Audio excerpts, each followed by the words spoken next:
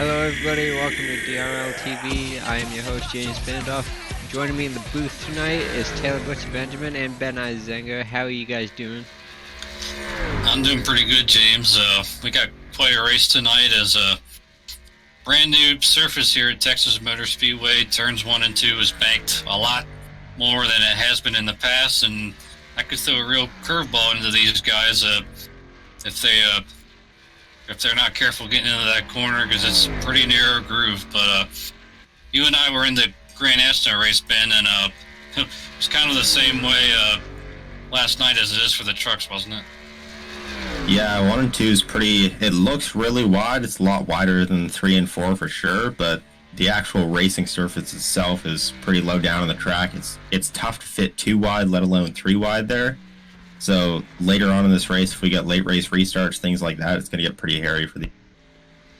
As we're currently underway with qualifying, a little less than 3 minutes remaining. David Wright, 8th quickest at the moment. Let's see if we can go on board with the 6th, Corey Sherman, see what kind of lap time he'll be able to post as he's coming off of turn 4 to the start-finish line. It's got a really sharp-looking scheme on that truck. He crosses the line to begin his first lap. It actually looks like he might have touched the wall somewhere because it shows his lap time of 2.5 minutes, but it did not record, so he probably got a X somewhere along the lines. We'll see what kind of lap time he posts. As he goes through 3 and 4, you can see him hug that white line. And This track about 8 degrees cooler than it was in practice. It's 106 now, and it was about between 114 and 115 during practice. 17th quickest as he crosses the line on board with Jim Westfield.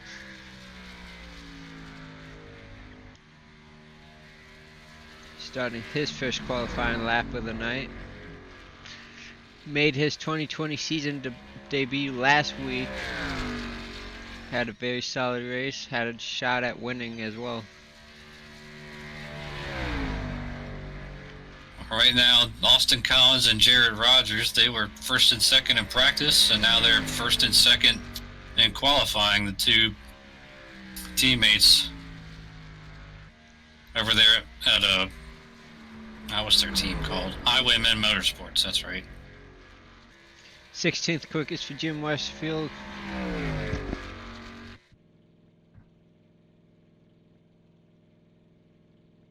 There's a lot of big names starting pretty far back. Like, see Robbie Armstrong, 23rd. Yeah, you saw Marvin Wingfield sitting right before the start finish line. He wants to start in back of this one. As Ronnie Outlaw, one of the last drivers to complete his qualifying effort, currently 28th quickest. We'll see if he can improve at all coming off of turn 4 now. Saw a little bit of a bobble there in the middle of the corner. As he crossed the start finish line, he sets a lap time of a 30.191, good enough for 20th. 23 seconds left in qualifying. Marvin Wingfield, the only driver yet to cross the start finish line. See Steven Sims there in 11th. Ran the Grand National race last night and got a solid top 10, but his internet's been kind of giving him some trouble tonight, as right now his ping is above 1,000. So he's already said during practice that he'll try his best to not be a nuisance to anybody, but that's gotta be tough as the qualifying is over, and Austin Collins is our pole sitter for tonight. See if we can grab him real quick. And his teammate alongside him, so Highwayman Motorsports taking the front row tonight at Texas. Hey, Austin Collins, it's Taylor, James, and Ben in the booth. You got a copy? Yeah, I hear you. Oh, that's a pretty solid Q lap you put up there, as well as in practice. Of course, this track is new surface. Looks like you're adapting to it pretty well. What do you think are the keys for tonight? Biggest thing is that 1 and 2, just getting it down to the bottom. Longer run, you can save a little bit of tire, but just making sure you hit the bottom in 1 and 2, because 3 and 4 is flat out. So that's about it, really. Now, I've heard word from a few drivers that it's going to be really close because, of course, this is a 100-lap race, and they said it's going to be really marginal and iffy to get to lap 50. Have you been able to run that far, and do you think you can make it that far? I don't know. Probably not if I'm out front. I know for a fact you probably couldn't. So, I mean, some of those guys in the back might be able to with the draft, but I don't think if I'm out front, I don't think I will be. Well, it's definitely going to be interesting what we see. Wish you the best of luck tonight, and we'll talk to you later on. Yep, take care, y'all.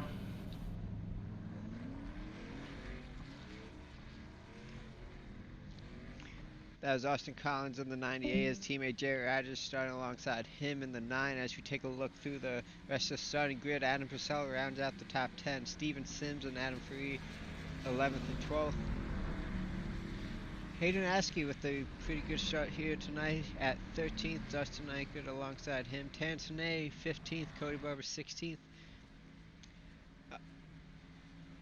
17th belongs to Dave Lindahl. Ted Emmenizer alongside him in 18th. Cydarius Jackson, he's been having some strong runs lately. He's starting near the back in 19th. Brent Kincott 21st. David Wright 22nd. As we take a look through the rest of the grid, guys, any names you are surprised to see either in the front or at the back at the start of this one? I mean, I am surprised to see Robbie Armstrong back in 23rd, given how strong he's, actually 24th, given how strong he's run the last few times we've been here. Was up front for quite a bit of the races, excuse me, last year and the year before, but see what he can do from the back of the field as we're ready to go green with the Highwaymen Motorsports teammates on the front row. Pace cars off in the 98's on the gas. We are going green here at Texas. Great start for those two drivers. Oh, Richard Springer. Oh, hard in the wall. Bounces back in the track. That's going to collect a bunch of trucks. Yeah, Cydarius Jackson involved in the inside. We're going to see if we can see that. What happened to Springer? Apologies, boys. I just touched the grass. I couldn't tell how close Calgill was. Man. That just shot him right back into the racetrack. So, winner of 3 of the first 7 races, including the last 2, wasn't able to complete a lap here. As you see in the replay, he just loses it and ends up going to the inside wall. And then you see those other drivers get collected alongside him. And if I didn't see that happen, I wouldn't have believed it. That's something. Hey, sorry, Ken. I got into you a little bit in the rear, man. That was my fault.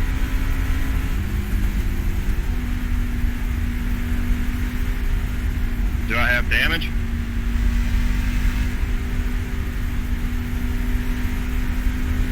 Brain damage.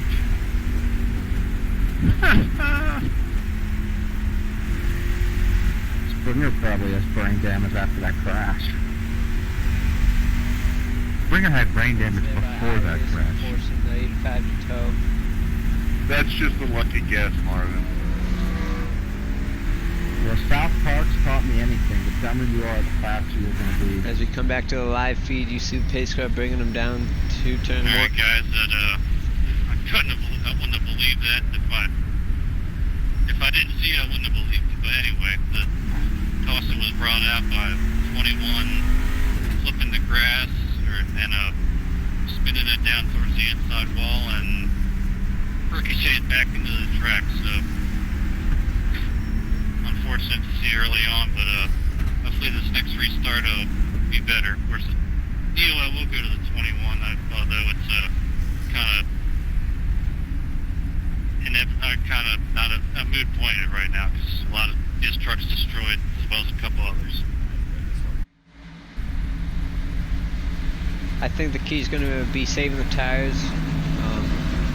It's with being wide open through 3 and 4, it's definitely going to be interesting to see who's going to be pushing it throughout the fuel run and who's going to be saving a little bit of tires and maybe stretch the life out of them as we get closer to the end.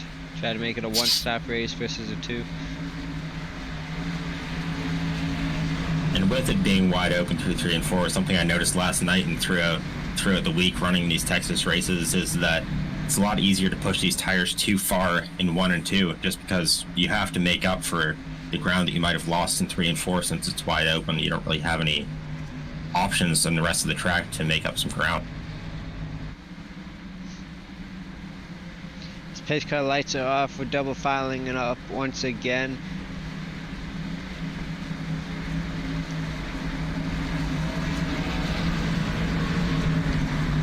Well, just like last week, guys, we had a caution on the very first lap at Homestead, and then we went caution free the rest of the way. You think we're going to see the same thing here tonight? Yeah, that's a good point, but those guys were used to Homestead Miami Speedway. Although this situation, I guess it didn't matter what kind of configuration of the track, given it Springer clipped the grass, but I might be expecting a few more cautions. These guys trying to feel each other out, and of course, a lot of these guys are going to be trying to force their way to the bottom of the track to not get hung out in that outer groove. So that might cause some issues as well. But hopefully, these guys can get it together a little bit as we're about to restart this race here on lap 4. Some free bonus points there for Austin Collins, leading the first couple laps without really having to do much. And he gets a nice restart once again. I'm sure Jarrett Rogers, as soon as he crosses that start-finish line, will drop to the bottom.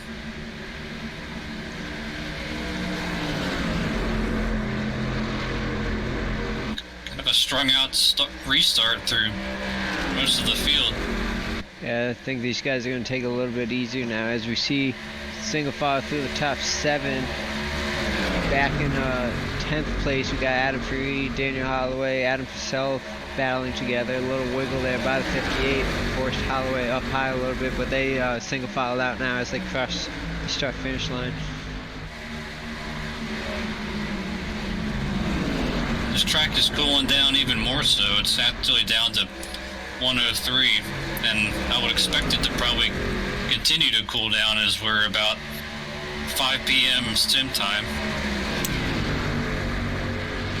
Yeah, it's already about 15 degrees colder than it was during practice, so these guys might actually be underdriving these trucks just because they don't know how much they can give it.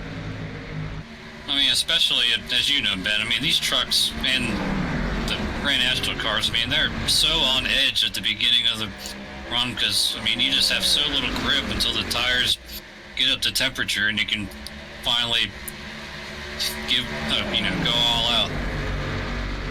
Yeah, to these races, the track's not rubbered in, there's not any heat in the track, there's not any grip in the track, so it's really unstable, it's really insecure first few laps. You start heating the tires, heating the track, rubber in the grooves, and you can start to feel it out and get it comfortable.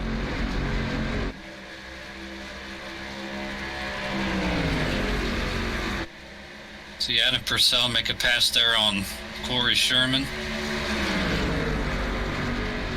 Adam's shown a lot of speed these last couple weeks on these 1.5-mile tracks at Atlanta and Homestead, but misfortunes while running up front has cost him a good finish both times, so hopefully Tony can put that behind him.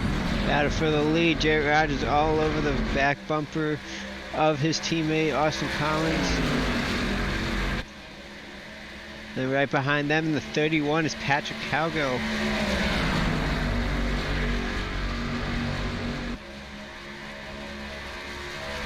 Patrick Cowgill, another one of these truck racers that was in the Grand National race last night, so maybe he learned some things last night that he can try to put to the test here in this race.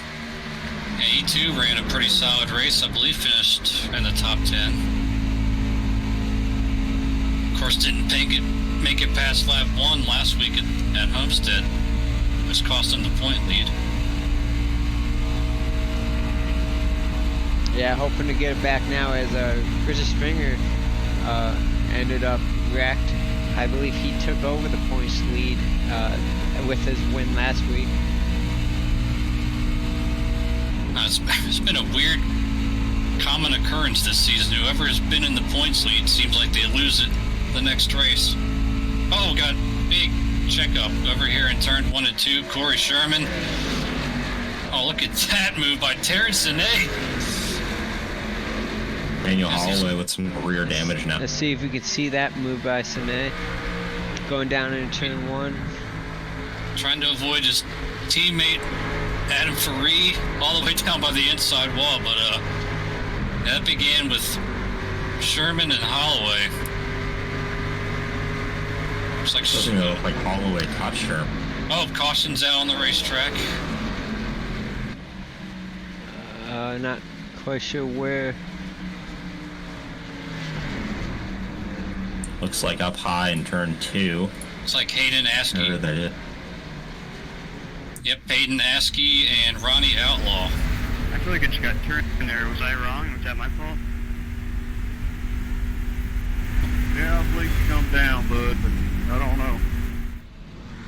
Looks like they're just fighting over the same piece of track.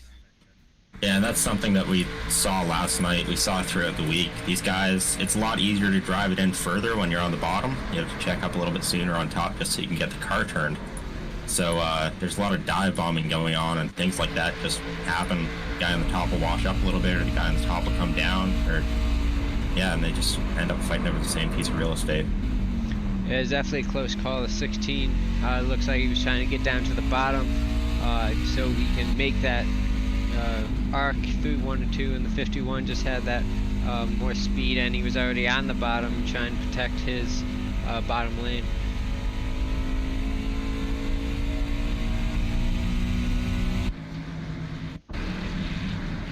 As the pit lane is open, we'll see the race off pit road as the leaders bring them down.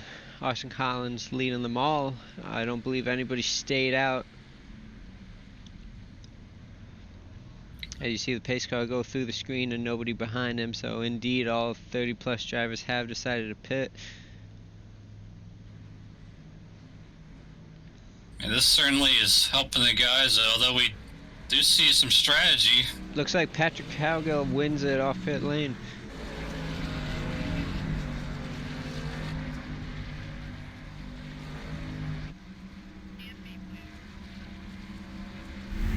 Jared, did you take 2 tires? No, man, I was completely confused. I blew right past my pit box, so I didn't get anything. Oh, maybe a speeding penalty from the Patrick Cowgill in the 31 as he is up high Right, and so that letting caution was brought the out go by him. between the 51 and the 16. They dive down into turn 1. 51 pushes up the track a little bit. And he took getting 2 into the tires 16, too, so that's putting on up towards really the not good. outside wall. So EOL's going to go to the 51. So that will give the lead to Jeremy Hebel in the 1. We'll see if that 31 might come back down pit road and Pit get in. his left side's changed out that he's got her cropped. Yeah, he might as well now. He'll be in the back. So that'll put another pair of teammates on the front row for this restart, Jeremy Hebel and Dakota Wilkins. See Jared Gordon coming back down pit road. He actually missed it the first time around. That is an interesting decision. Yeah, 2 tires. We're 14 laps into this race. I think it might be a little early to play a strategy game. With that said, 14 laps isn't very long, especially on these truck tires, because they're not running nearly the corner speeds that the Grand National cars are, the Cup cars are, so.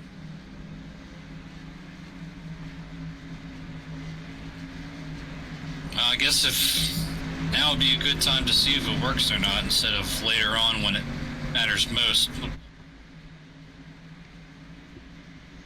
It's too bad for Patrick Cowgill because he actually won the race off pit road, but I believe sped on exit. So he's going to be starting tail end Charlie for this restart.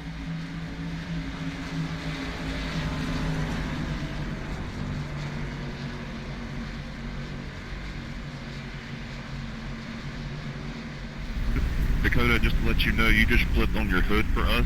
I don't know if it was just a one-time thing, but just a heads up. Yeah, for some reason I thought that was me, you know. Now I look at him, all of a sudden Dakota was upside down. It looks like Patrick Cowgill's going to bring it back down pit road to get those left sides changed now that he's got a speeding penalty. Yeah, it makes, I mean, no reason not to if you're back there. I mean, it would have got him to the lead with the 2 tires, but yeah, now that you're back there, you might as well just come get 4. Yeah, it's really unfortunate that it happened because he had a pretty good shot at leading a few laps here, getting some bonus points for himself. I mean, he was in 3rd place at the time of that caution, so he was running up front anyway. But the lights are out atop the pace car, and we're going to try this again. Carnage in the early laps here at Texas, kind of not unexpected, if you ask me. Yeah, I mean, with these really tight lanes, especially when there's no rubber down, I know I keep saying that, but it really does matter a lot. When there's no rubber down, you want to be on the bottom of this track. You don't want to be up in the dirt. You don't want to be scrubbing your tires really early in the run. So when these guys are all fighting for one lane, it does get a little bit messy sometimes.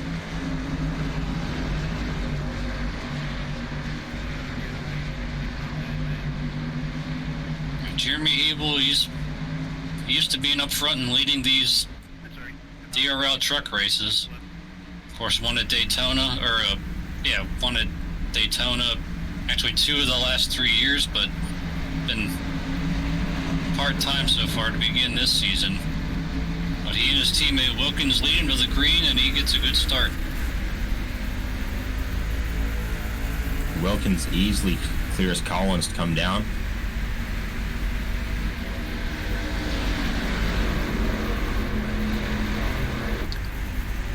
Again, these guys trying to fight for that bottom groove. Jarrett Rogers crosses over Jim Westerfield. He's in the bottom of the 35 going into turn 3. Looks like he's going to clear him coming out of the front stretch.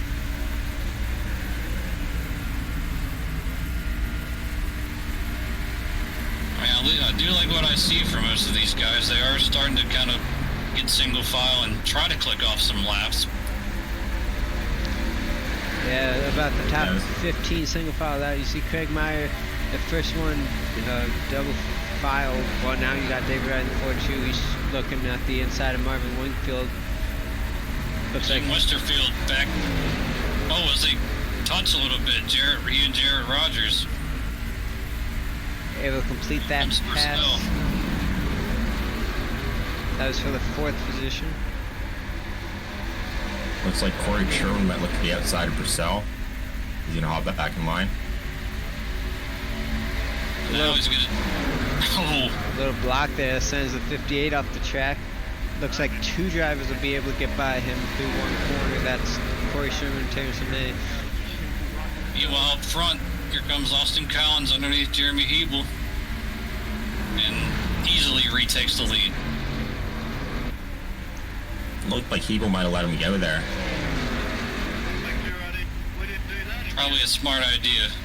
Rogers back to the inside of Jim Westerfield. 82, pitting now, pitting this time. Westerfield shuts the door on him.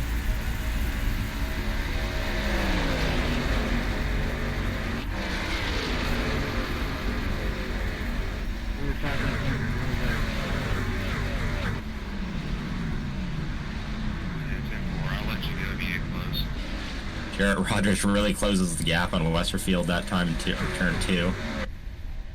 They're both going to look to the bottom of Dakota Wilkins. They basically look like they were tandem bump drafting right there, as they're going to kick Wilkins to the high side and drop him back to 5th.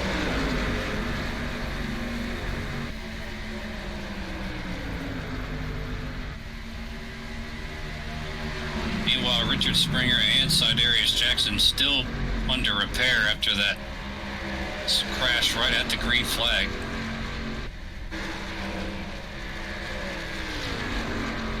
Right now, 31 trucks on the lead lap. Jared Gordon sitting on pit road, perhaps with a penalty.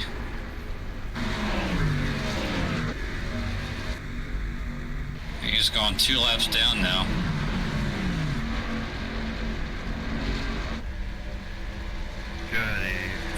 Jarrett Rogers going back at Jim Westerfield again.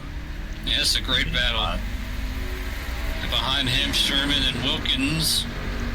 Thank you. Sherman to the inside of Wilkins. Turn 3 and 4. It's going to make that pass clear.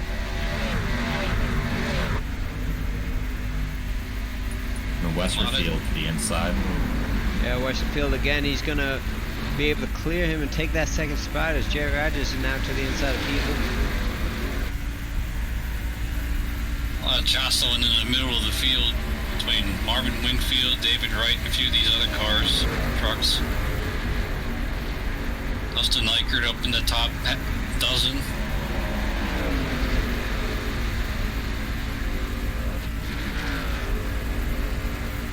And Westerfield takes over that second position from Hebel. Just over half-second gap between the race leader and Jim Westerfield. We'll see if the 35 is able to close the door on that gap. I'd say the two tires, I mean, it was kind of a short-term gain as far as being up front and leading the race, but so far, doesn't look like a horrible idea. Yeah, and I mean, these guys are pushing it as hard as they can.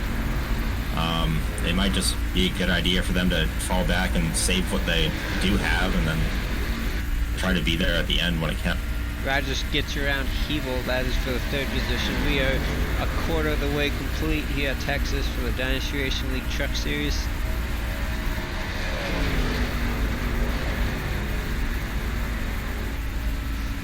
Looks like these guys have all settled in finally after a couple early cautions. See if we'll be able to get a green flag pit stops under our belts. What do you guys think? Yeah, I'm hoping so, and I know these guys are relieved to see those early cautions, knowing that they wouldn't have to deal with the whole can I make it to lap 50, that they can make it on one stop easily from here. Checking in on Patrick Calgo, who had that penalty for speeding on pit lane. He's currently in the 25th position behind Hayden Askey in that 16 truck. Looks like he's trying to get around him. 16 giving him a little bit of trouble, but looks like he's going to be there and take 24th away. You know, he's got to be really frustrated right now. And he looks like he's driving that truck really easy, really taking it easy on his equipment there, and trying to save it for when he gets up front.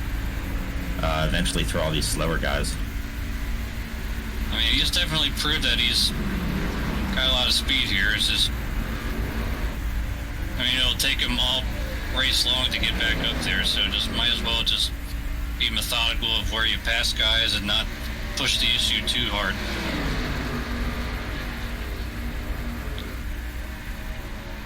See, Robbie Armstrong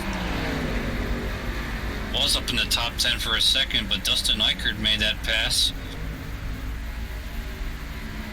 David Lindahl has some rear end damage. I believe that came from the earlier deal. Yeah, you can see it's pretty pushed up. Doesn't look like it's affecting him too badly though, as he is inside the top 10. Looks like Jarrett Rogers is closing back in on Jim Westerfield for the second position. And behind him, Sherman underneath Hebel for the fourth position. To the inside is Caution Westerfield is out. At a wreck. Enter in turn 1 on the front stretch. I'm not liking this. Come here person who knows how to who keep that tires. was. You get a real annoyed when you see the light. You're telling me. Dude, I just been Looks like sitting back Andrew and York. watching everyone burn their crap up, waiting for the next 20 laps to go and pack it. It's all over. See if we can Here get goes on the back a stretch. view of it. Our back stretch. Having a little bit of trouble. I racing Please catch up, everybody. Richie. Yeah, I'm having some issues with mine. You can Yeah, see me too. a lot of front end damage on his truck though. Let's take a rear chase view of that.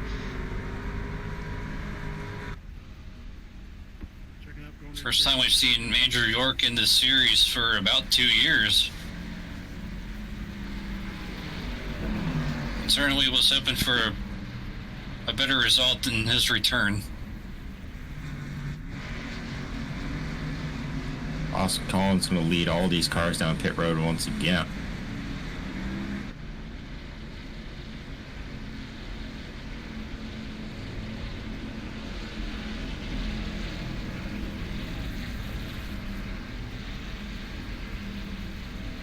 Free pass. See who that'll go to.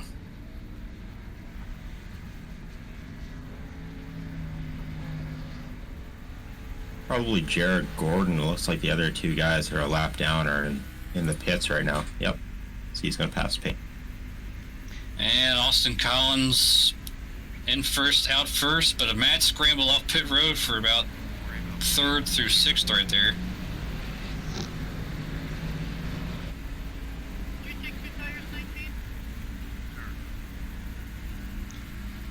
Yeah, Austin Collins winning the race off pit lane. Jarrett Rogers, his teammate right behind him. Alright, so Ivory's being really stupid with me right now, but Looks like, if my scoring is correct, it looks like Steven Sims is currently the race leader. Yep, it looks like he stayed out. I'm not sure if he's trying to get his bonus point. He's got some right rear damage, so I don't think it would be very advantageous for him to stay out on those old tires. We'll see if he comes down this time. Maybe just wanted that bonus point for leading a lap. Yep, looks like that's what he's going to do. He's going to hand the race lead off to Austin Collins once.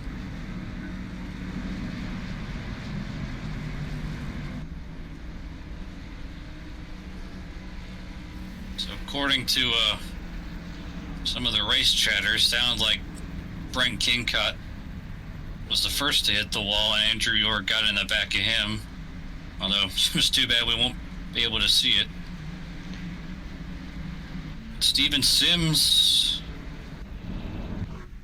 That's what it was. He stayed out to try to lead a lap and couldn't quite make it, so he came back in a second time. He's got some right rear damage, as well as that super high ping.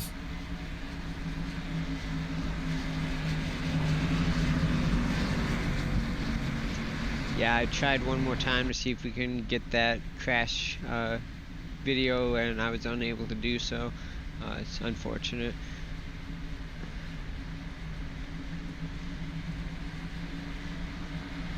Let's see if we can pull in the driver real quick before we go back green. Yeah, Jim Westerfield, you got a copy, buddy? It's the guys at the booth. Yes, sir. Well, it's good to see you back in the Dynasty Racing League. Of course, I had a solid return last week at Homestead with the top 5 and running pretty strong right now. How's the track feel out there? Track feels really good. The longer we ran there, it's starting to loosen up a little bit, and I was starting to adjust to that, and that's why I kind of came out a little bit farther back here on this pit stop. But yeah, feels like a good track here. Hopefully we can get a lot of grip and get back up front. So are you saying you feel like you're better on the longer run, or is you better on the shorter run? Longer run. Hopefully we can get one in here before then. Yep, hopefully we see that as well, and looks like you guys are doubling up, so we'll put you back down, then good luck. Alright, thank you. Good to be back. Yep, good to have you back.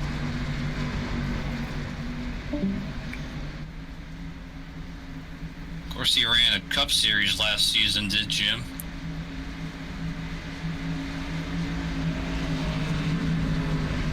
I'm excited to see what he does for the rest of this race. We saw he was really starting to pick up speed near the end of that run, so I'm excited to see where he...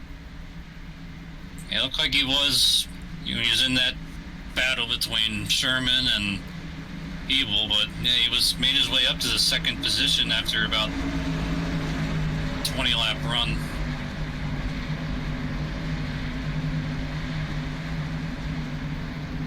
Austin Collins has been nailing it on these restarts so far. Let's see if he gets another one of those.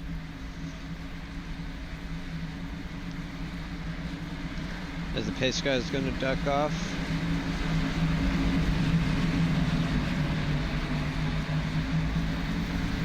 green flag is back out here at Texas. Great restart there for Austin Collins and his teammate Jerry Rogers. They bring it down into turns 1 and 2. I'm sure they gave each other. I'm sure they gave each other a bit of a countdown, knowing that they're our teammates. And Rogers, he doesn't look satisfied to run behind his teammate. He looks like he wants to lead. Gave it a look. Tucked in back behind him. And Corey Sherman is falling back a little bit. Gave up a few positions on that restart. Currently back in 6th. As the top 15 have single filed out since that restart.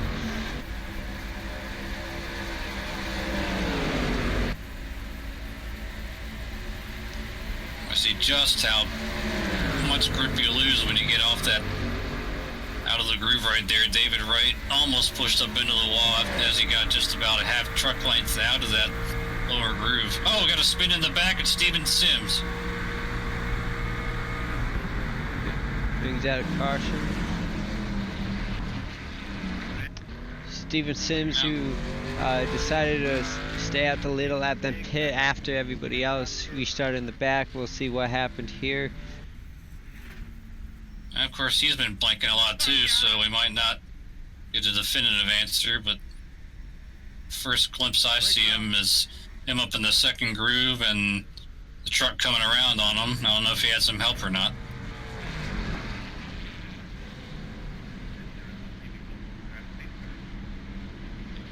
Looks like Adam Faria is disconnected.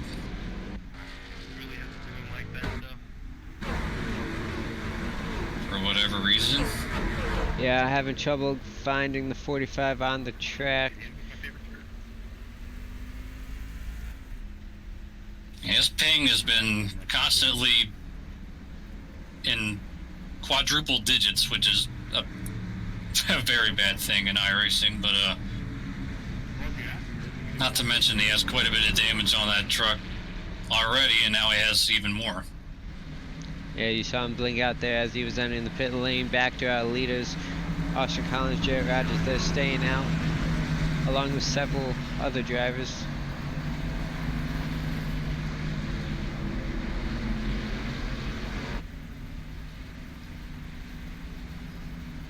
Looks like Holloway, the first one off pit road.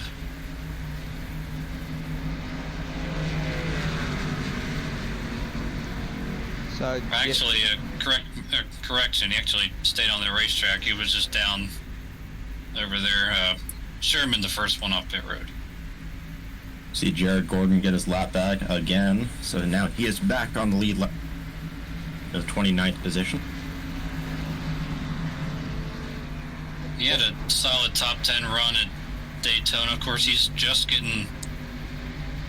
very new to iRacing in general, so he's trying to get used to how everything works around here and how these guys race around him. Hasn't done too bad. If I'm not mistaken, we only have 2 drivers who have DNF'd at this point in the race, and that would be the lap 1 incidents of Richard Springer and Zydarius Jackson, who were both involved. I guess make it a third one with Adam Faree. Not sure why he would just... I mean, he had some kind of body damage, but I'm not sure why he would just pull it to the inside and just call it a night.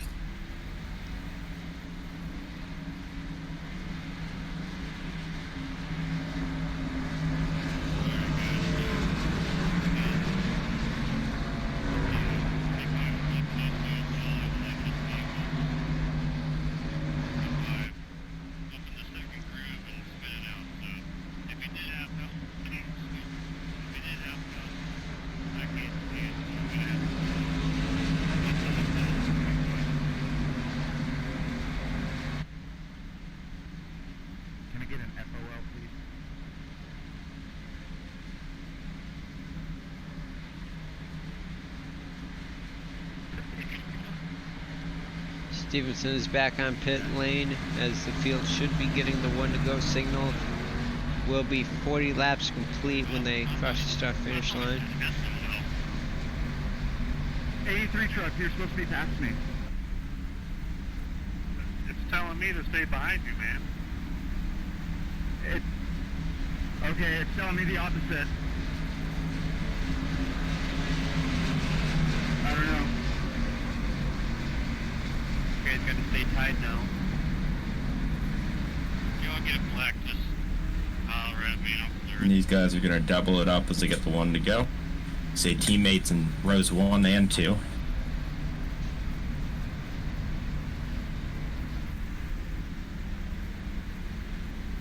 I'm on the outside now, buddy.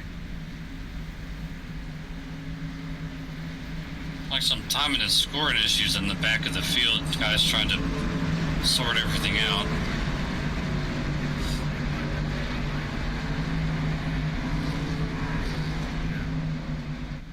Okay, it's telling me to let him by. Looks like they've got it figured out now. They're all doubled up and ready to go. I think you were the one.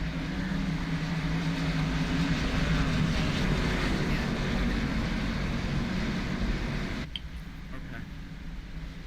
So we're going to restart this race with 59 laps to go. Of course, that's not within the fuel window. Thank you, Mark. That's our fastest home.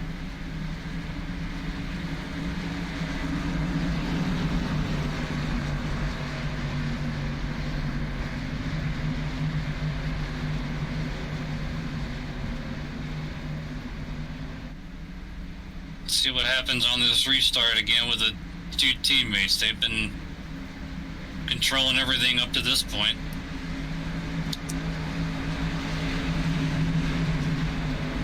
Pace car Pace car is comes in. off. Waits a little longer this time, but gets another good start, although Hebel got a better one than Rogers.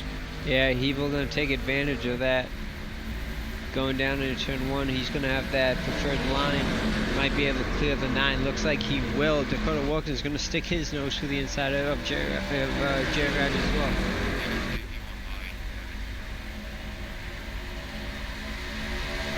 Looks like Jarrett Rogers going to clear him into turn 3, and they're going to single file out. Okay, copy, thank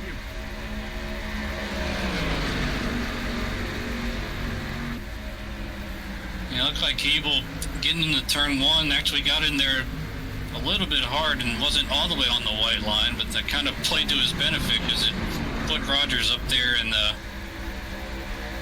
without as much grip, although Rogers was able to fall back in line.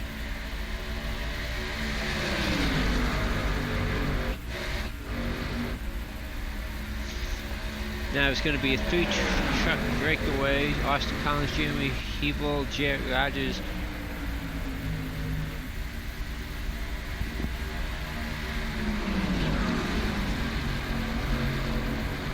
See the Scott Griswold truck on pit road.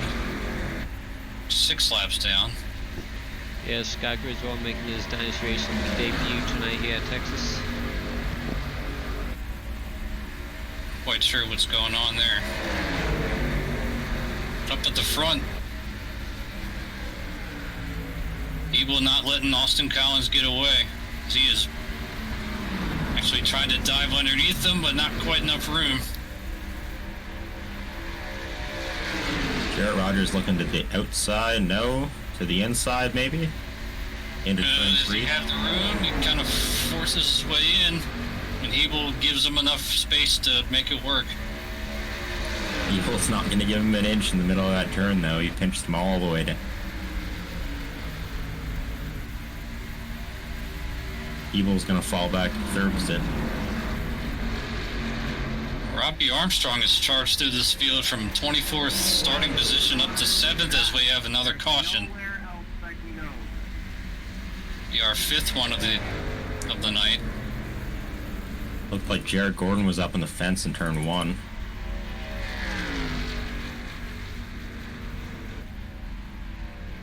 Again, see you him can't see what happened.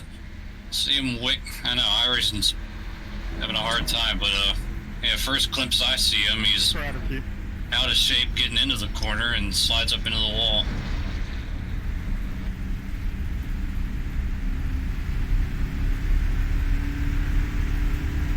Not too much damage, but apparently enough to bring out a caution.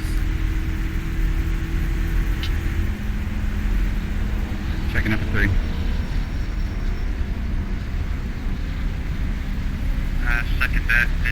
3.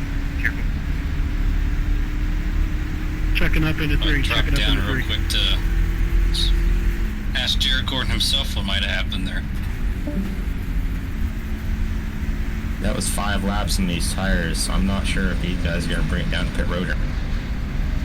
No, there was the Looks like accident. I they tried to all avoid it and I will. just got into the wall. Austin Collins leads every truck in this field down. No, I didn't hit anybody. I just got into the wall.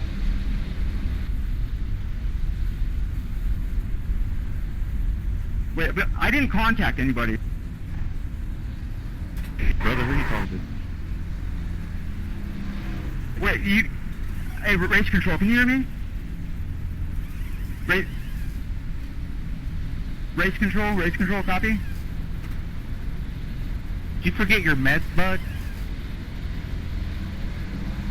Sorry, Jared, I had my sound off. What are you trying to say? I didn't contact anybody. The wreck happened in front of me and I just got into the wall. We see Patrick Cowgill, the 4th truck coming off pit road. See if he took 4 tires. Engine from a lap jar. Now, are you saying that's keeping you from getting the lucky pass? No, so the 31 truck on only 2 tires. He did gain back some of that position that he lost with the speeding penalty last time around.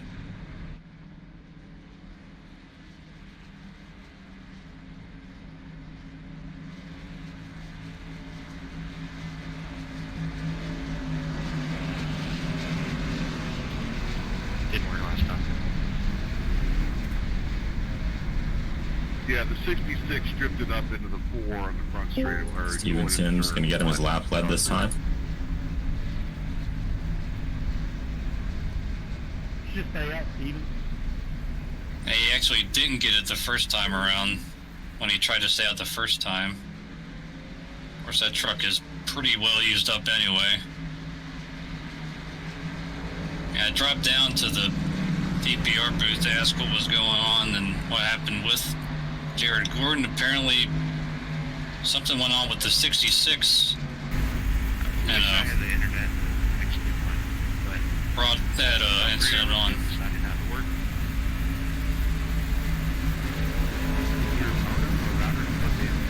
See if we can grab someone else real quick while they're still Yeah. pacing. I don't really understand why now. Hey, David Lindahl, you got a copy, buddy? Yes, I do. So, we saw you got some rear end damage from that incident earlier with the 51 truck, but doesn't seem to be slowing you down. And you made a nice charge to the field from 17th up into the top half dozen. How's it going out there so far? It's going pretty good. The rear end damage was just a light touch, only about 12 seconds of repair, so it has not affected me hardly at all. I took 2 tires this pit stop, so we will see what effect that had. Yeah, we saw, excuse me, we saw the leaders, Hebel and Wilkins, when they were up there, they were able to maintain it a little bit for a few laps, so be interesting to see what happens. But looks like you're coming to 1 to green, so we'll put your back down and good luck the rest of the way. Thank you.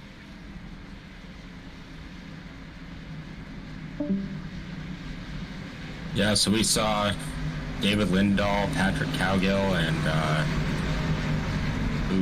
I think that was it. Those are the only guys that took 2 tires that time, so we'll see if they can hang on like Hebel did and Wilkins did the last time they tried that. Patrick Cowgill made up a lot of the spots that he lost with his speeding penalty. It looks like this is going to be a real make or break decision based on what happens going forward with those 2 tires.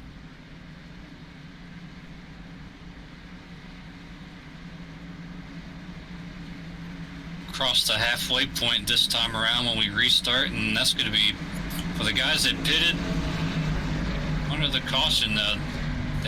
It'll be really close to see if they can go all the way, but obviously the guys at the front definitely won't be able to make it on fuel.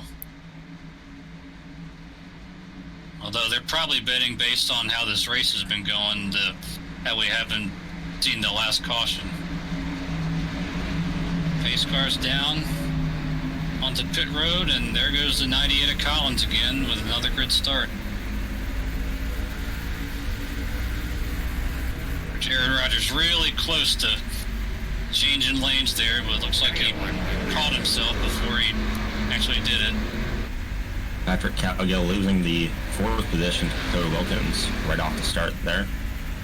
Further back, Jim Westerfield on the outside of Dave Lindahl.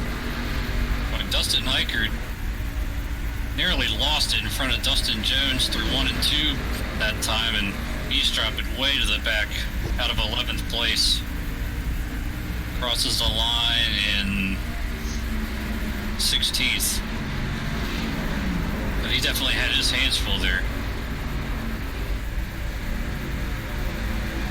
See Corey Sherman in the 6th, back behind Hayden Askew. We'll see if he'll be able to get himself back inside that top 10. Well, the two guys with 2 tires are side by side. Cowgill up the racetrack, Lindahl under him, and Purcell is trying to follow through. Little bottle up there is good. 35 had to get off the throttle.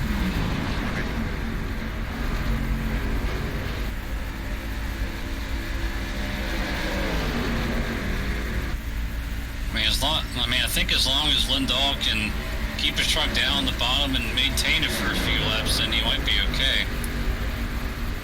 Tanson to the inside of Dustin Jones. That'll be for position. Yeah, one thing these guys on 2 tires really have to make sure they do is keeping the truck on the bottom of the track. Because once you start to get up the track and get guys passing you on the bottom, you wear that right front a lot more than you want to, and it makes it just a whole lot worse, the situation that you're in. While all that was going on, Jared Rogers has taken the race lead from his teammate Austin Collins.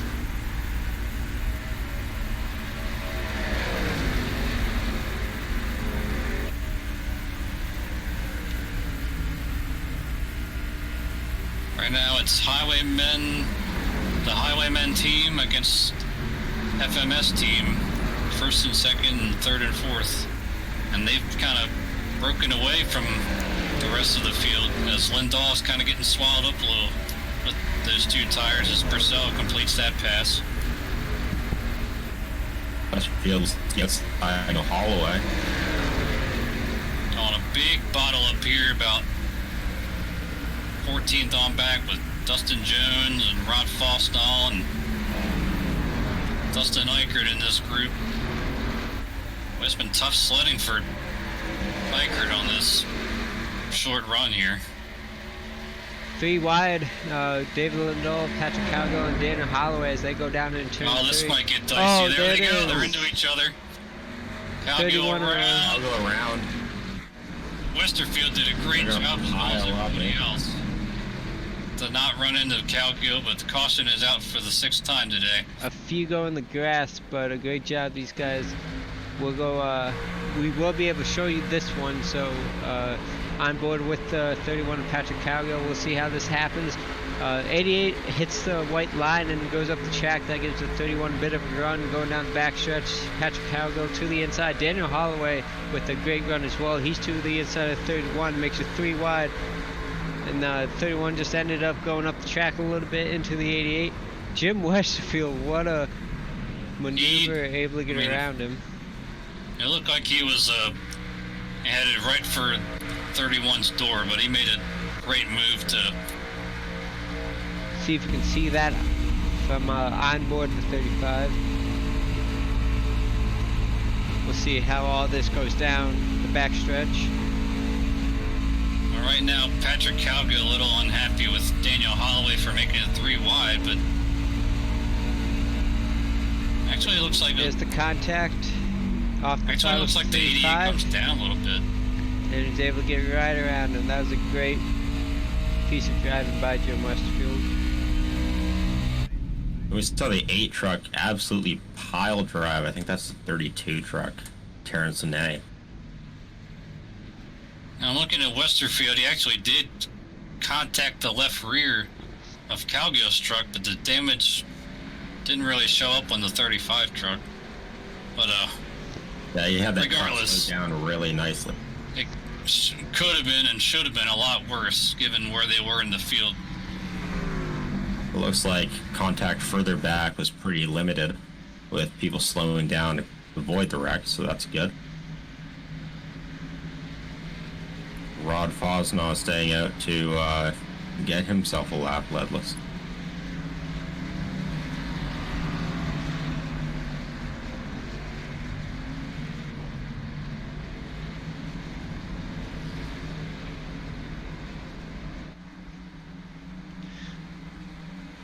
Hopefully these boys get all these cautions out of their system now, because next week we're going to Bristol Motor Speedway for 150 laps on the fastest short track in America. That is Tuesday, April 7th at 9 p.m. Eastern Time. Be sure to tune in for that one. Bristol's always a good time. Oh yeah, it's going to be a lot of fun for both the Grand National Series and the Truck Series drivers.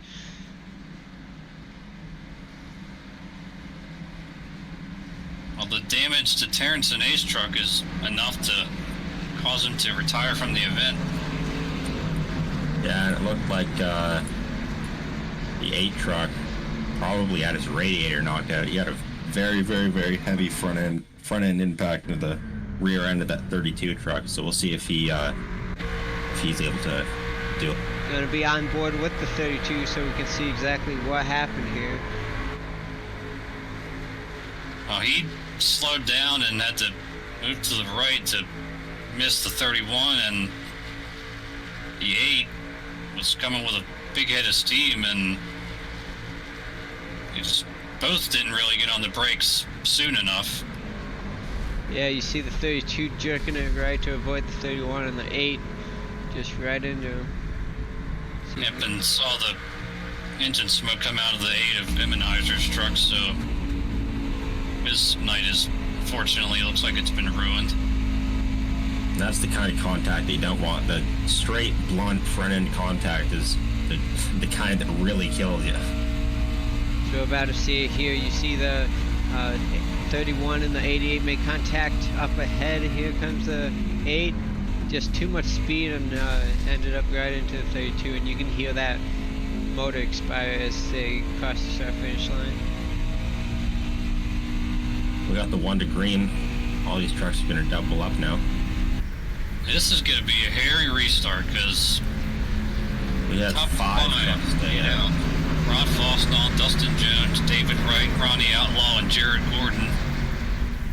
Hey, watch out, guys. I make no promises. Don't say that while you're in front of me. Don't say that when you're 2 cars in front of me. No. I will say this, I expect some Ben and Jerry's after the race. Yeah, no, if anything, you guys are just going to pass make me. it happen. I'm trying to be keep it 40 cool, to go on the restart. And fuel is out of the question for the guys that pitted. It's like 51 in the dinghy. You could have a little damage, so good luck, Phil. And even the guys that didn't pit, I think they're pretty well good to go because of this caution. Good, pretty good. Yeah, I'm sure they've saved enough, but of course they haven't been up in the front all that much, so now that they are and have the track position, we'll see if they'll be able to maintain it. Yep, His car ducks off. Rod Fosnaw bringing him to the green. He's going to get a great start on Dustin Jones. David Wright up beside Dustin Jones. Yeah, great restart there for the 10. Back. Multiple truck lanes in front. Dustin Jones hanging on tough for second. David Wright out in that kind of no man's land, but there goes Jerry Rogers to the inside of the 51. Ronnie Outlaw wasting no time. Gonna take that 4th position away. Jared Gordon getting swallowed up here by Wilkins and Hebel and Holloway. Boy, they were almost 4 wide coming down this trial. Well, we know that's no way in the world that's going to work. So luckily they were able to sort that out. Collins gets by the 51 and running out. As you can see, Jared Rogers trying to make the inside look on the 42. David Wright just not quite able to do it just yet. But Rod Fosno able to hang on for that lead for the meantime. Comes Rogers for third. Jarrett Rogers did a really, really nice move off turn 4 that time. Comes He got Dustin right Jones up on for the lead. bumper. Justin Jones to the inside. We'll see if he'll be able to make a stick. Boy. Slid up the track a little bit, but they're good for the meantime. But the 9 of Jerry Rogers might even make it 3 wide going into 3. He thinks better of it. Oh, he might. Thought he was going to split the middle there. He might push the 39 Jones through that corner. He I did saw just Jarrett that. Rogers give the bumper to Dustin Jones in the 39. Oh, Oh, they got contact. together. Fosno. David Wright's around. Fosno. See, wasn't me, And wasn't again, me. lucky not to have more trucks involved. That brings out the 7th caution of the night. Jerry is the first person to come on the And that radio. was Wasn't me, about the wasn't me, best that wasn't me. situation could have gone. They spun right up the track into the wall and stayed right out of the way of all the other trucks right behind them. Gonna get a full lap view of this. See what exactly happened here. Did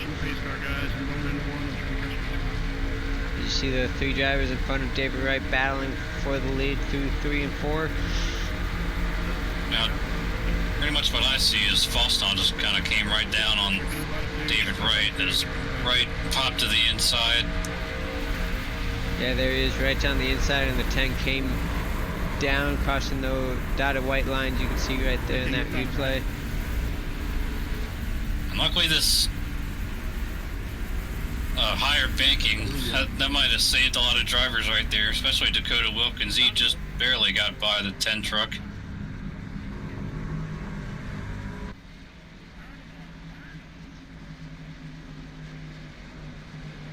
Yeah, and that's a tough situation for Rod Fosno. I mean, that's a tough spot on the track to have someone go inside of you. It's really a late move, and there's nothing David Wright did wrong. It's a perfect time to make that move. It's a tough time for Rod Fosno to react. And we saw a similar incident like that last night with Evan Rice and Ryan Hesgard, almost the exact same kind of situation. Although more cars were involved last night, but yeah, it's just a tough spot. It's a tough spot on this racetrack to race side by side like that.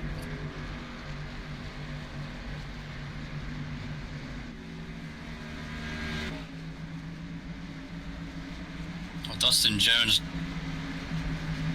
did pit after being credited with leading right before that caution came out.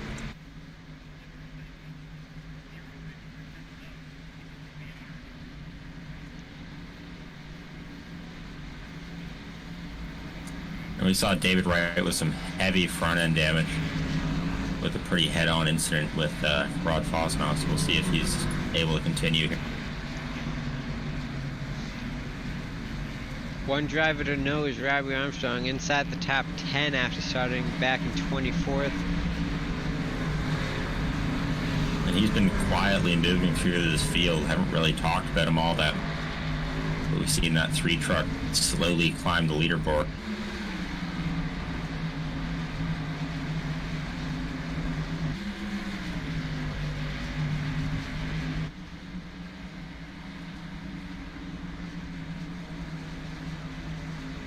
Now let's see if we can bring someone else in here. I know who I'd like to talk to right now.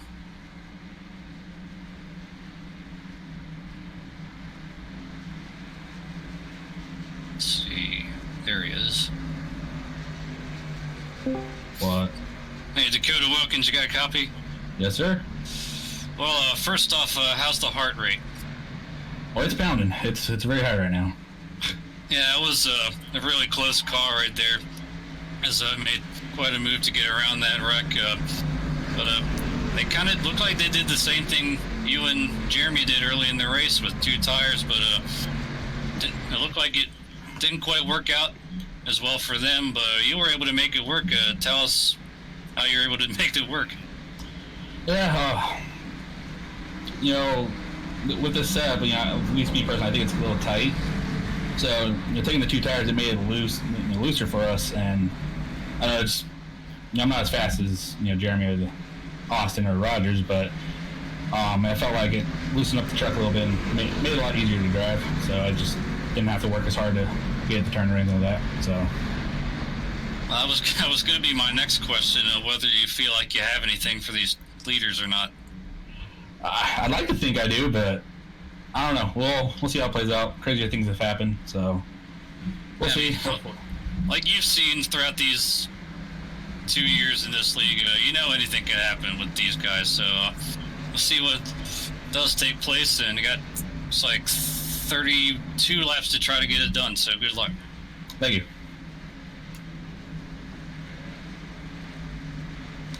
Yeah, Dakota Wilkins has definitely had his fair share of ups and downs as a part of this league. Pace car lights are out. These trucks are getting ready to go back racing. Gonna have just over 30 laps left in this one.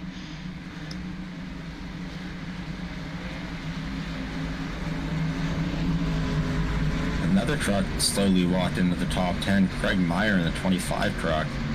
That's another. He started 33rd.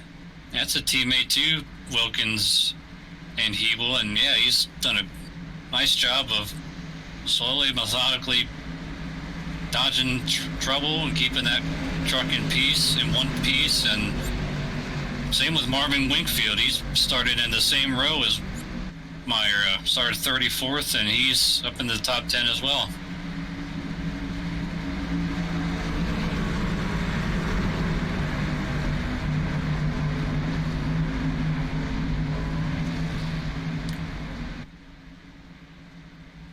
Rogers and Collins have been really solid on these restarts. Looks like they gave each other a countdown there as they're both even, just about at the start-finish line.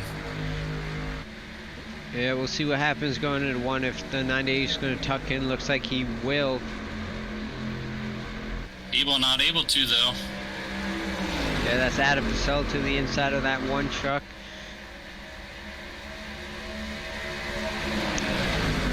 As he's going to stay to the inside of him going down into turn 3 and 4. Might be able to clear him off the corner. Looks like he will. And Daniel Holloway going to stick his front end to the inside, but not for long as the one's able to clear him.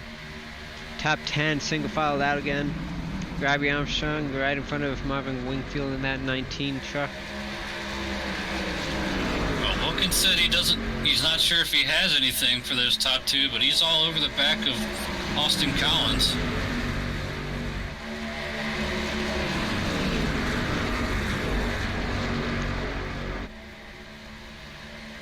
At the very least, he can at least follow behind him and learn where they might be beating him.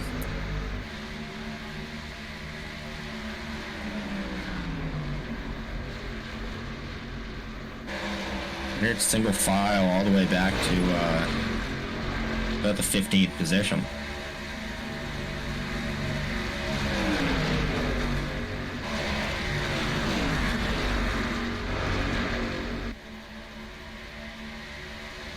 Yeah, Corey Sherman's all over the tailgate of Patrick Cowgill. That'll be for the 12th position. And then right behind them, side by side, Ronnie Outlaw and the 01 of Adam Breeden.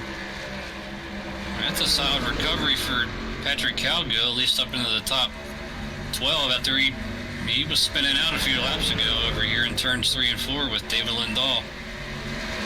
Luckily didn't receive that much damage to the truck. He had a very up and down night. Started pretty well in third, and he had a speeding penalty, and then had that little incident. Now he's walking back up through the field again. Yeah, and that speeding penalty happened as he was going to assume the lead as he took 2 tires.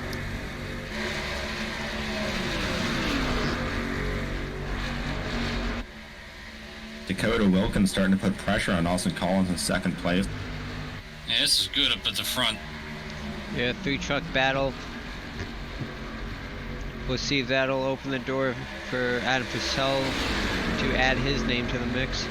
With Jeremy Hebel trying to get to the inside of him, we'll see if he'll be able to do it down into turn 3. Not quite able to.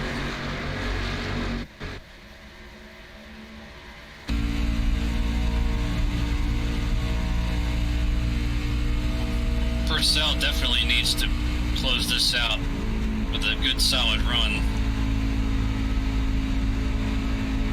You see Hebel now to the inside. All over him. Here comes Wilkins in front of these guys. He's got position on the 98.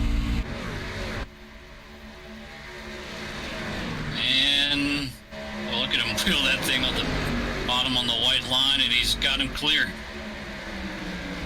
So like Austin Collins might look to the bottom. Now he's going to let Adam Purcell still to the top. Yeah, Holloway able to get around him, and Westerfield back in the mix. Rogers pulls the same move that Wilkins put on him. Played into turn 3 there, and takes it back. Oh, Wilkins now might get hung up. Wilkins now. Yep, he will fills that spot. And here comes Holloway as well. Holloway drove it hard through the middle, 1 and 2 that time, tried to get to the bottom of Wilkins, couldn't quite make it happen. Oh, and there goes that allowed Westerfield to get a run on him. Oh, almost making contact. Yeah, that white line is tricky.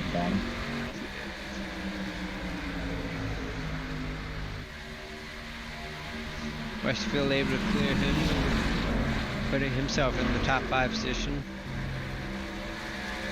He's going to move Holloway back to the 6th position. So he's going to look back at Purcell. This truck's coming up on the slow truck of David Wright. I'm sure David knows what's going on behind him and he'll stay high out of the way.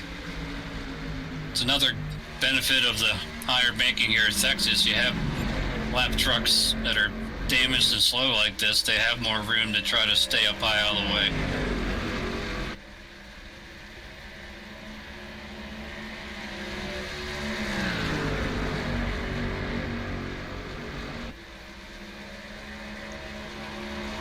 He'll do just that. Like top 10 settle down. And a bit of an 8-truck breakaway. Yeah, Robbie Armstrong being that 8th truck in line. And then it's Craig Meyer leading the second chain of trucks.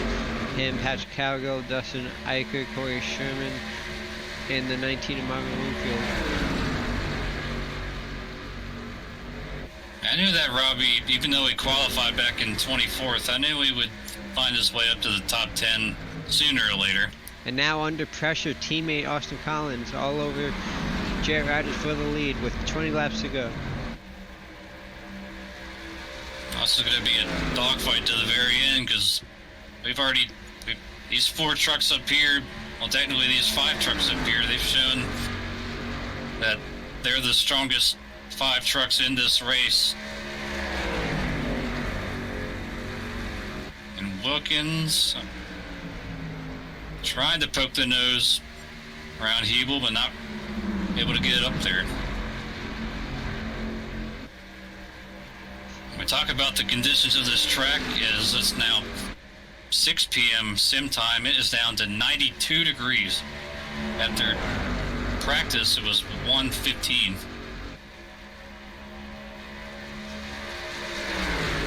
Collins really beating on the back bumper of Jarrett Rogers in the 9 truck. Well, Rogers protecting that low line, but Collins makes a move, but not quite. And Collins got to be careful doing that. You see him lose a lot of time off of 2 there. If you dive it in really hard like that, you're going to lose a lot of momentum down the backstretch, and you're going to have a pretty bad lap because 3 and 4 is wide open. You're going to lose a lot of momentum. As you see here, as that gap is now half a second. If you don't make it work by driving in harder than normal, that's going to kill you.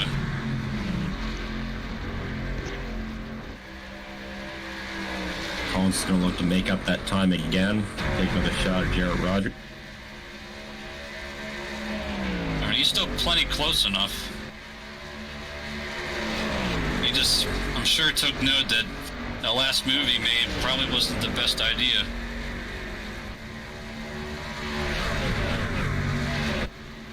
And he already got a 10th back that lap from Jarrett Rodgers, so we'll see if he can make another shot at it.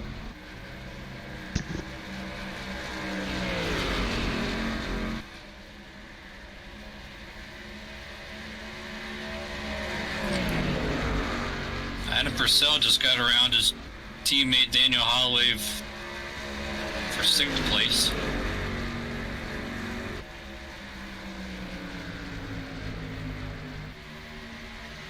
Collins slowly reeling that gap back in now, 0.3 of a second. Abel a little wide off that corner. Wilkins might have a run on him. Now, he's got the nose alongside. If you remember talking to Jim Westfield earlier, he said he liked those longer runs. We're in the process of a pretty long run here, and he's currently in that 5th position. We'll see if he'll have anything for the race lead by the end of this one if we stay green. He's trying to follow Wilkins through. Well, if he's got anything for these leaders, he's got to go now and show the long run speed that he feels like he has. Rodgers for the lead. On the outside. I'm not sure how this will work. But they're side by side coming across the line. That's what 3rd, 4th, and 5th, that's what they're loving to see right now, because look how much ground they gained right there. Westfield clears Hebel. Lap traffic is also going to be a factor in a few laps, as I believe David that's Lindahl. the 88, yeah, David Lindahl right in front of them. Hebel back to the inside. Wow. That was Keeps right it there. really high up. That was almost big. As the leaders single file out for the meantime. You see Lindahl staying very Robbie high. Armstrong under attack and Patrick Cowgill. There's a lot of damaged trucks ahead of our leader that he's going to have to negotiate through. But look at Hebel Gonna be and 3 Westerfield. wide They're off gonna of be 4. 3 wide. They make it work, and they are still going after each other. Hebel's really got that thing yawed out trying to complete this pass. And Purcell and Holloway have caught these guys now that they've been racing as hard as they are. And the teammates showing a little block going halfway down the back straightaway as the 9 of Jerry Rodgers blocking his teammate. Well, this is not what Westerfield needed.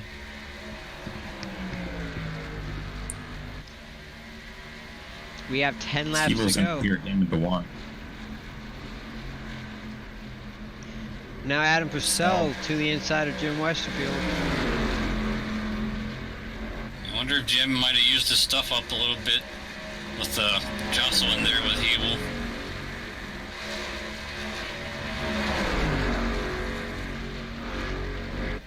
Purcell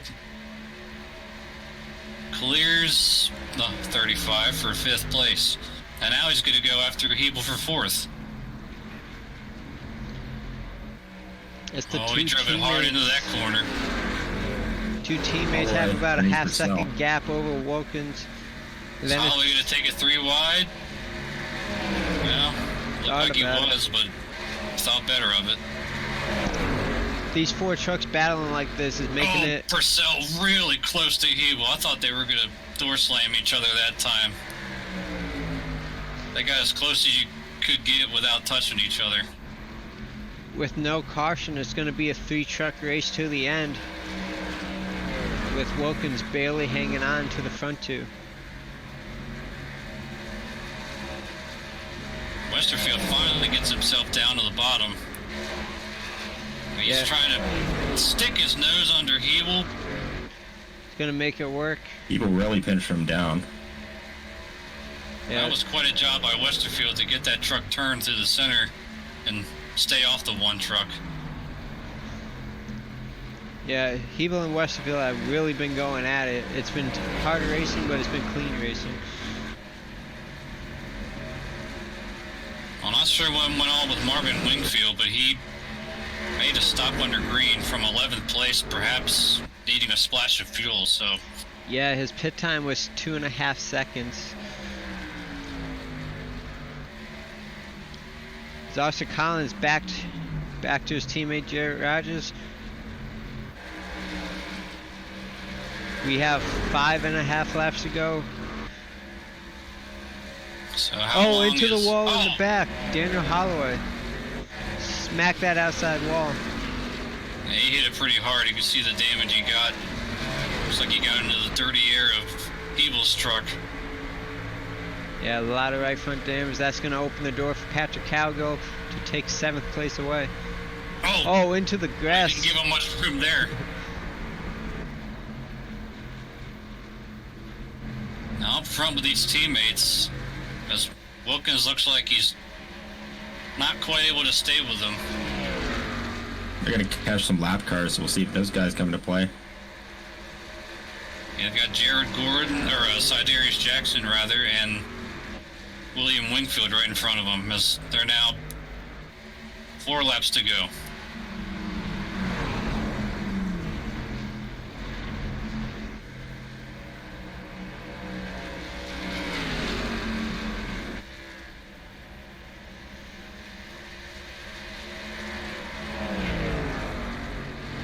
Rogers is so strong to the center off.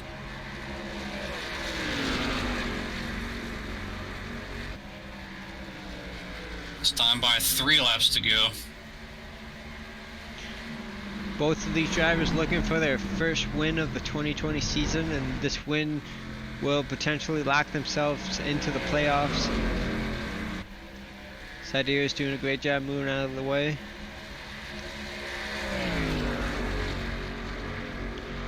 Daniel Holloway's dropped back to 9th place after hitting the wall off the turn 2 there.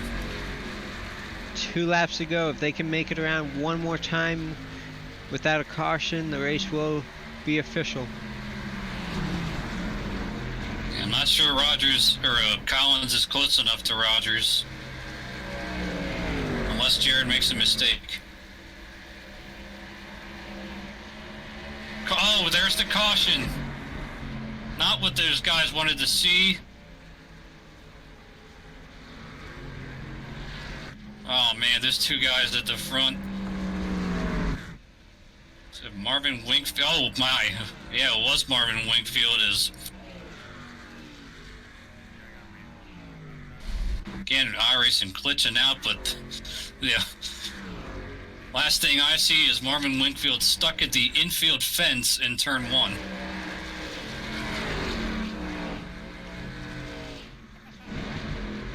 Trying to watch it. You see the 19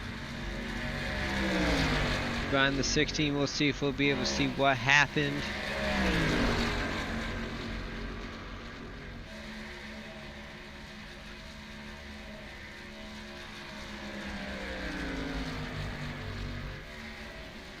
Well, the end result was pretty spectacular, I'll say that. As they glitched out, and that won't be able to show you the footage. What do we do up front? Oh wow, Rogers stays on the racetrack, and most everybody behind him comes on the pit road. Oh boy, that's an interesting decision, that's for sure. That's a lonely feeling. To see more trucks further back stay out, try to get at least a better finishing position than what they had, but see if anyone takes 2. Jarrett Rogers is on 43 lap old tires, so I'm surprised he would stay out with that many laps on him. Well, I mean, that's the thing when you're the leader in this situation, you're kind of a sitting duck. They'll just do the opposite of what you do. Dakota Wilkins taking 2. He's the first truck out. And he was able to make it work early on. So at least... Yeah, at least he and Ebel, they both have at least some experience on what these 2 tires feel like. Looks like Dustin Neikert also took 2, maybe.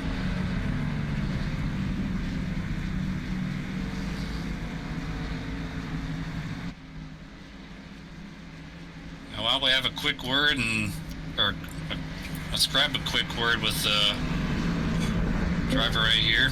Hey, Jeremy Hebel, you got a copy, sir? Sure do. Well, that caution sure changed everything right there.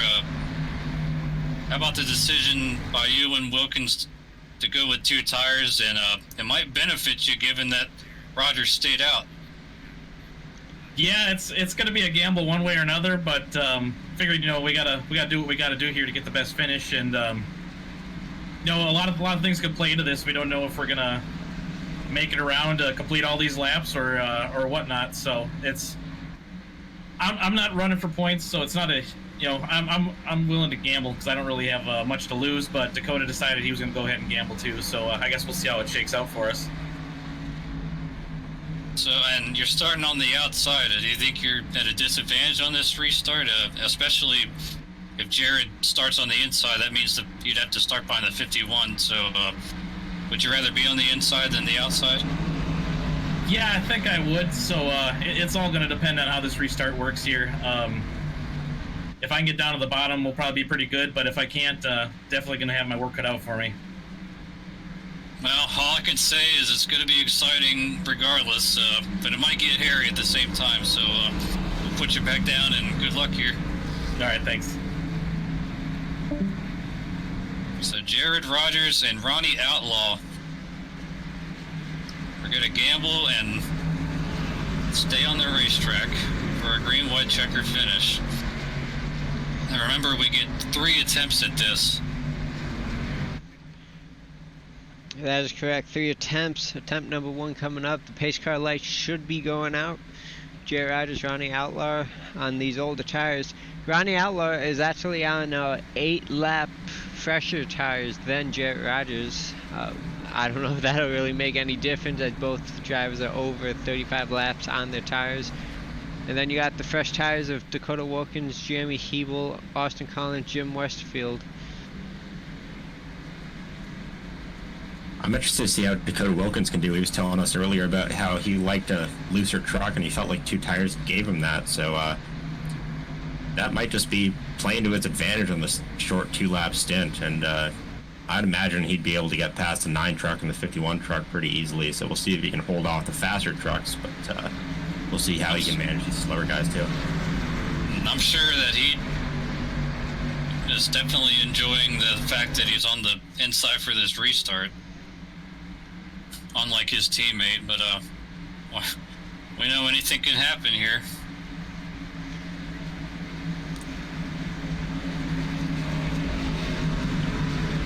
We're going to see exactly what that entails.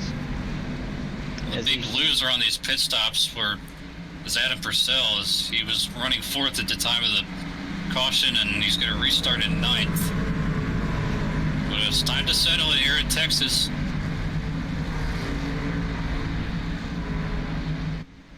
3 miles, 2 laps in a green and white checkered shootout here as the pace car pulls off and Jared Rogers goes immediately. Might need to double check, make sure the pace car had crossed the line when he started to take off, as Ronnie Outlaw is getting bullied behind him. He's able to hold on for second for now, but we'll see if Dakota Wilkins can do anything, as Hebel might have that advantage. Oh, crash in the back. Oh, hard crash. Bunch of trucks. Holloway's involved. 18 of Andrew York. I believe he hit the hardest. Yeah, we're on board with Andrew York to see what exactly had happened. Robbie Armstrong got damage. Oh, Holloway was on the apron. That's what started all of it. And then heavy impact. Holloway got turned, yeah. After he got onto the apron, he got turned and just spun around like a pinball. Took multiple trucks. See that his one teammate more time. Jones couldn't stay off of him. Calgill got damaged. Boy, just a big chain reaction. Yeah, but that all started with Holloway. Well, I don't know if he... looks like he started to break loose, but the truck in front of him looks like it was Corey Sherman, maybe? One of those Toyotas was a Lincoln in front of him. I don't know if that distracted him at all, or... I'm board with Dustin Jones. You see, just Holloway goes right down below that white line, and Dustin Jones just nowhere to go. Ends up hitting him. Yeah, his truck does look really sideways going down there. I noticed something on these new tires in these trucks. They, if you drive it in just a little bit too hard, the truck can snap a little bit sideways. So maybe that's what happened. He just gave it a little bit too much gas going into the turn, didn't let off soon enough, and the truck kind of snapped around on him. I mean, definitely can't fault Dustin Jones on that one, as he was definitely trying to stay off of him. And I mentioned Corey Sherman blinking in front of him. He is actually lagged out. That's very unfortunate, coming to the very near end of this race to lag out. It's very unfortunate for Corey Sherman. Especially because he had worked his way from the very back up into the top 10 and could have been on his way to another solid finish. But it won't happen now. Well, what do you think of that restart? That looked very interesting. Yeah, if Jerry Rogers and Ronnie Outlaw can survive that 2 more times, they might end up finishing first or second as they managed to survive that first one. We'll see what Jeremy Hebel and Dakota Wilkins will do differently on this coming restart to see if they can get around both the 51 and the 9 more efficiently.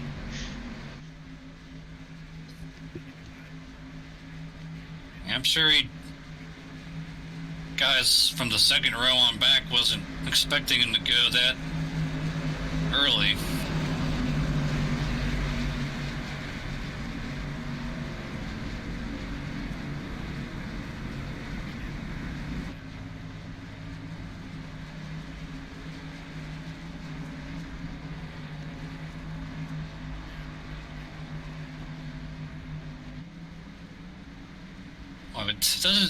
It's amazing to me. It seemed like every time Jared Rogers is in a position to win a race or at least contend for it, seems like it's always nail-biting in a way.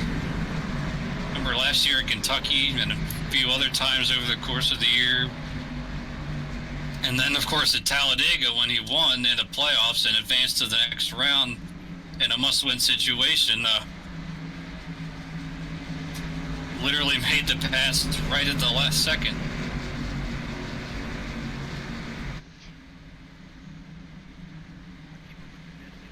I do see front end damage to the 51. See how that factors into this restart. Yeah, it looked like he fired off pretty well last time, so we'll see if he can get that done again here.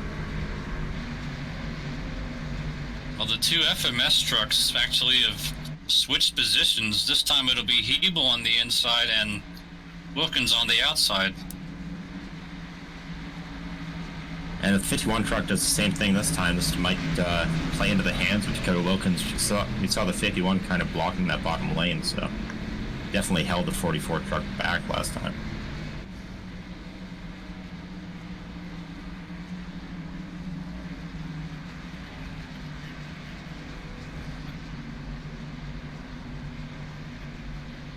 Jerry Rogers electing the outside lane. Pace car lights are off.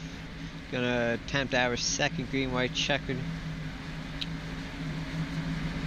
Yeah, that's an interesting decision again by Jared, but I would assume that.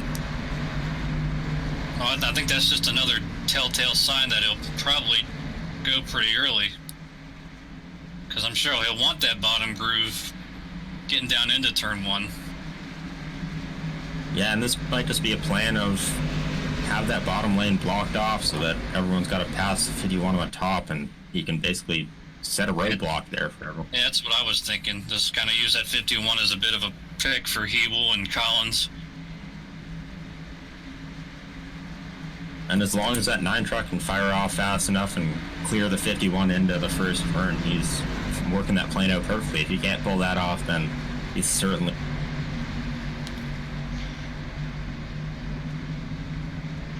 Well, let's try this again. Attempt number 2.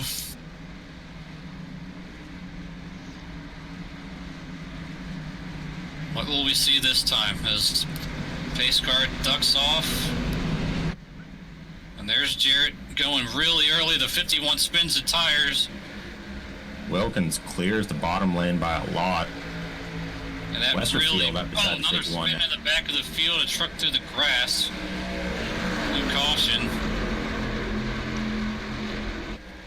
People beating on the back bumper of the 51 Ronnie out. Oh, Outlaw not giving it up. People getting held up. 3 wide, they might make contact. So far, so good. Eagle's gonna keep it together. It looks like they're gonna make it to the white flag. They somehow do. Can he run down Jarrett Rogers in one more lap? Evil put in the bump to the 51, sends him way up the track. Up the racetrack. Evil also way up the racetrack. They're gonna go 3 wide down the backstrap. Now here comes Wilkins. He's got to run. Not sure if he's close enough, but Rogers, a little bit of a bobble. It's going to be a close finish. Wilkins to the outside. Rogers clips the grass, and Jarrett Rogers wins at Texas. Boy, what a gutsy call to stay out on 40-some lap old tires. And Jim Westerfield comes out of nowhere, takes 3rd place. Wow, wild finish here at Texas. That 35 truck restarted 6th.